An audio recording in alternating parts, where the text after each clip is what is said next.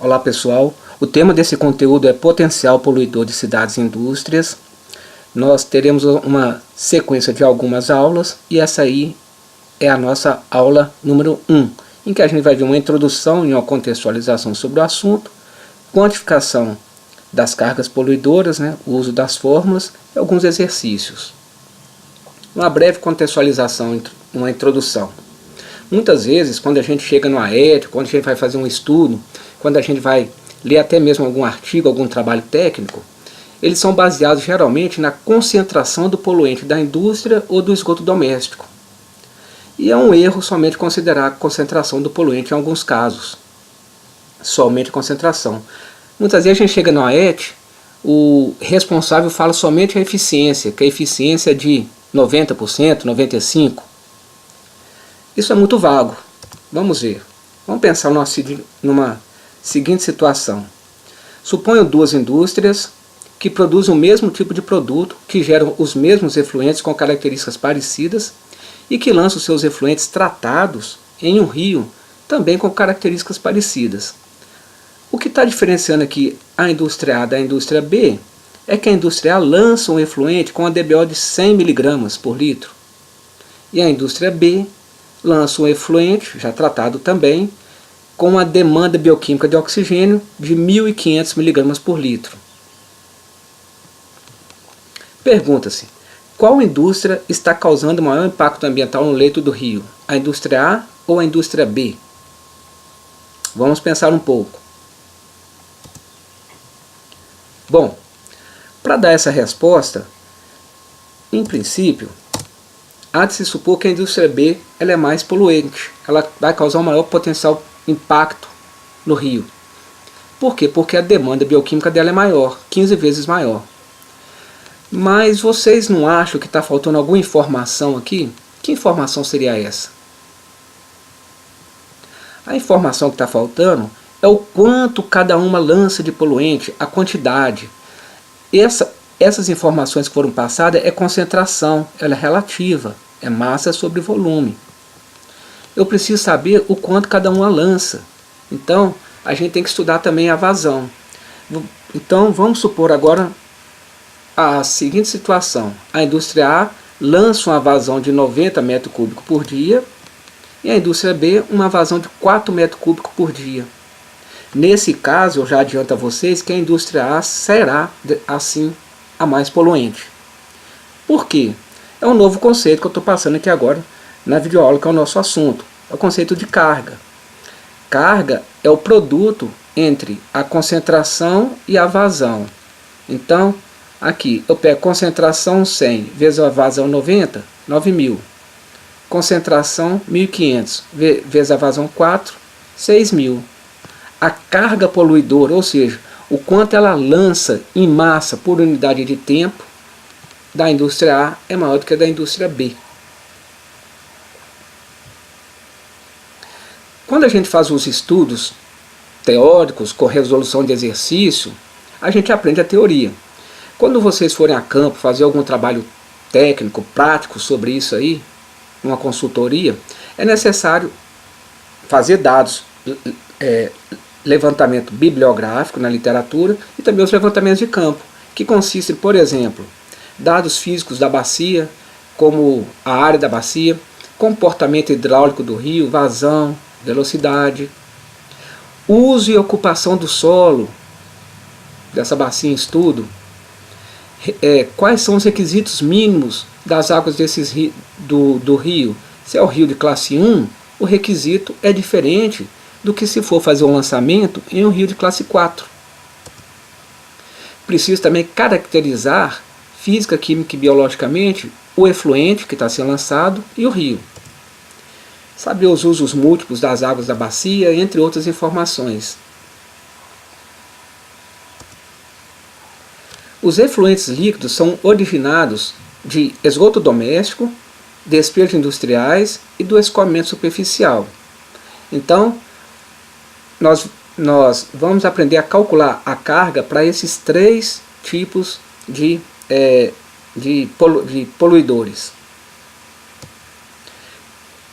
Essa equação ela é válida tanto para esgoto doméstico quanto para efluentes industriais. Então a carga, por meio dessa equação, ela é dada pela concentração vezes a vazão sobre 1000. Reparem que a concentração aqui está em grama por metro cúbico. E a concentração, quando a gente vai fazer alguma análise de laboratório, ou quando vai pegar na literatura, está em miligramas por litro.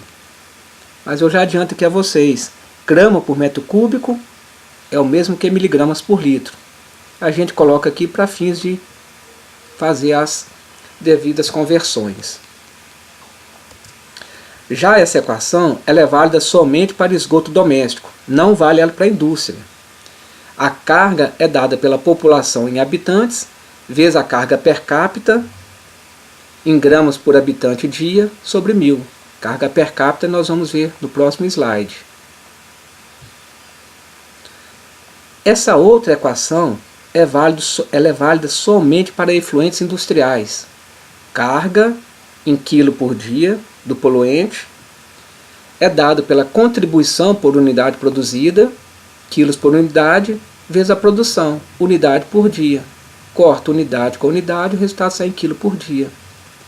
Unidade produzida é o quanto a empresa produz, e a contribuição por unidade nós vamos ver nas próximas videoaulas. O estudo de carga para fins de água de escoamento superficial não serão abordados nessa videoaula, para fins de simplificação. O que é carga per capita, que nós vimos ali na segunda equação? A carga per capita representa a contribuição de cada indivíduo, expresso geralmente em massa, por unidade de tempo. Assim, por exemplo, quando se diz que a contribuição per capita de DBO é de 54 gramas por habitante dia, é o mesmo que dizer que cada indivíduo contribui por dia com o equivalente a 54 gramas de DBO. Tem esses valores para DBO que eu estou apresentando aqui para vocês, que nós vamos usar nessas videoaulas, como tem também para nitrogênio, fósforo, entre outros poluentes. Sabendo disso, eu posso estimar, por exemplo, a concentração do esgoto doméstico. Tem esgotos que são mais concentrados e esgotos que são menos concentrados. Isso vai depender do quê? Vamos pensar aqui. Se a carga per capita é fixa e tem concentrações maiores e concentrações menores para esgoto, o que vai variar seria a cota per capita. Cota per capita é o consumo médio diário de água de uma determinada população. Se mora em povoado, geralmente o consumo é baixo. Se mora em cidade grande, tende a ser um consumo alto. Vamos ver se vai dar certo? Olha, esse valor é fixo. Se eu dividir esse valor fixo por um consumo per capita baixo, por exemplo, 100 litros por habitante dia, a concentração vai ser alta. Mas se eu dividir esse valor fixo por um valor de consumo alto, 200, essa concentração já vai sair mais baixa. Por isso que tem esgoto mais concentrado e esgotos menos concentrados. Vamos ver aqui um exemplo. Os habitantes da comunidade A geram uma carga per capita de DBO de 54 gramas por habitante dia e tem um consumo médio de água de 200 litros por habitante dia. Calcular a concentração de DBO do esgoto que sai dessa comunidade. Aquela equação que foi apresentada agora. Eu quero saber a concentração, eu pego a carga per capita, que é o valor fixo, faço as devidas conversões e divido pela cota per capita, 200. 54 dividido por 200, o resultado sai em grama por metro cúbico, que é o mesmo que miligrama por litro. Nesse caso, concentração do esgoto, 270 miligramas por litro. Uma pergunta: e se a cota per capita fosse de 100 miligramas por litro? Ou seja, as pessoas não gastam 200 litros de água por dia, gastam somente 100. O esgoto vai ser mais ou menos concentrado? Fica para vocês resolverem. Exemplo 2. calcular a carga de nitrogênio que sai da ET de uma indústria, sendo dados concentração 20 mg de nitrogênio orgânico por litro, vazão 40 litros por segundo. Então eu não posso usar aqui a equação C, porque não está falando de produção, ok? Então nós vamos usar a equação A, carga é a concentração vezes vazão sobre 1000, porém a vazão ela precisa entrar aqui em metro cúbico por dia, e aqui ela está em litros por segundo.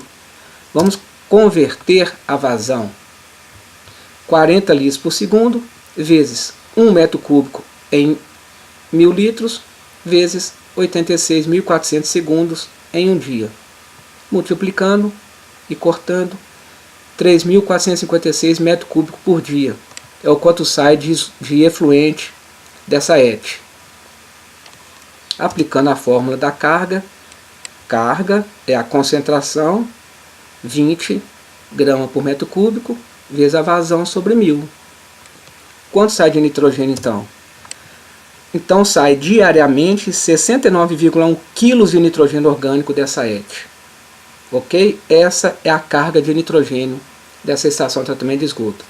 Obrigado e assistam a videoaula número 2.